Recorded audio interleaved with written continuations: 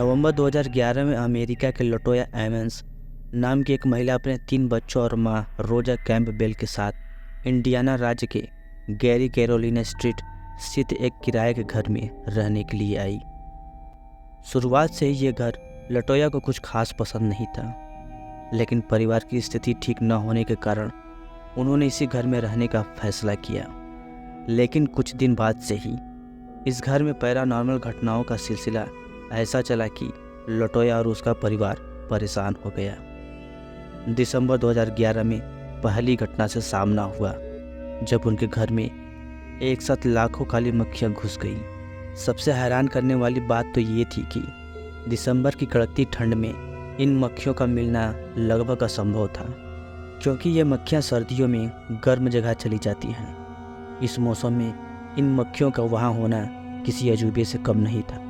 Independent की एक खबर के मुताबिक लटोया ने अपने एक इंटरव्यू में बताया कि उन्हें कई बार अपने घर के बेसमेंट में सीढ़ियों के पास किसी के कदमों की चलने की आवाज़ सुनाई देती थी। इन आवाज़ों से तंग आकर उन्होंने बेसमेंट तक जाने वाला रास्ता ही बंद कर दिया, लेकिन फिर भी उन कदमों का आवाज़ का आना बंद नहीं हुआ। एक बार लटोया की माँ को किसी अनजान शख्स का धुंधला साया नजर आया।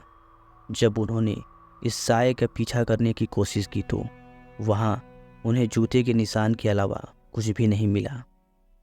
ये घटना 10 मार्च 2012 की थी। इस घटना के बाद लटोया के परिवार का डर विश्वास में बदल गया।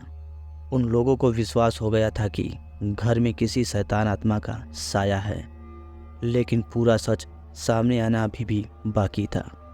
उसी रात लटोया की बेटी के कमरे से किसी के रोने की आवाज़ आई। जब माँ के साथ लटोया अपने बेटी के कमरे में पहुंची तो वहाँ का नज़ारा देखकर दंग हो गई। लटोया की 12 साल की बेटी बेहोशी की हालत में हवा में लटकी हुई थी। कुछ देर बाद जब बच्ची को होश आया तो उसे कुछ भी याद नहीं था। उनके परिवार ने किसी पादरी की मदद लेने का फैसला किया।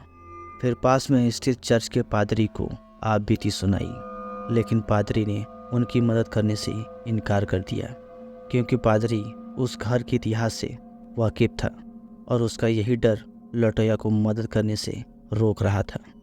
हालांकि पादरी ने उन्हें ये ज़रूर बताया कि जिस घर में वे लोग रहते हैं वहाँ एक दो नहीं बल्कि 200 बुरी आत्माओं का साया है। ये सुनकर लटोया के होश उड़ गए। पादरी ने उन्हें सलाह दी कि इस घर को वे लोग जल्द से जल्द खाली कर दें, तभी इनकी परेशानी कम हो सकती है।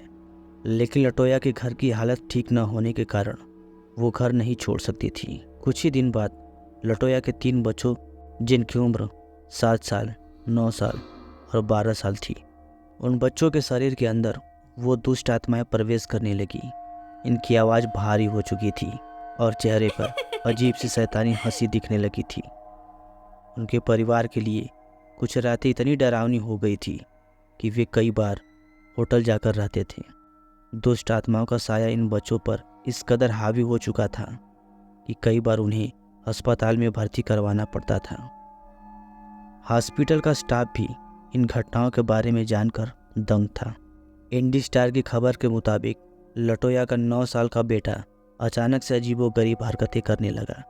एक बार जब उसे अस्पताल में भर्ती करवाया गया तो वो अचानक से अस्पताल के कमरे में दीवार पर चढ़ते हुए छत पर उल्टा चलने लगा।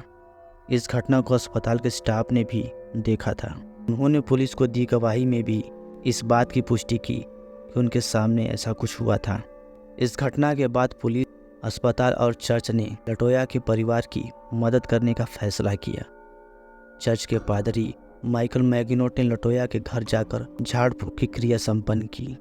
इस क्रिया के संपन्न होने के बाद उस पादरी की तबीयत खराब होने लगी और पादरी ने दावा किया कि उस घर में झाड़ फूक करने के कारण ही उसके साथ ये सब हो रहा है। धीरे धीरे करके लटोया के परिवार को उन 200 आत्माओं से छुटकारा मिलवा दिया गया, लेकिन इस घर से जुड़ी दहशत भरी बातें लटोया को हमेशा परेशान करती थी। सरकार की मदद से लटोया को दूसरे घर में शिफ्ट करा दिया गया। इस घर में 200 प्रेत आत्माओं वाली बात इतनी मशहूर हो चुकी थी कि आसपास में रहने वाले लोगों को भी डर लगने लगा था।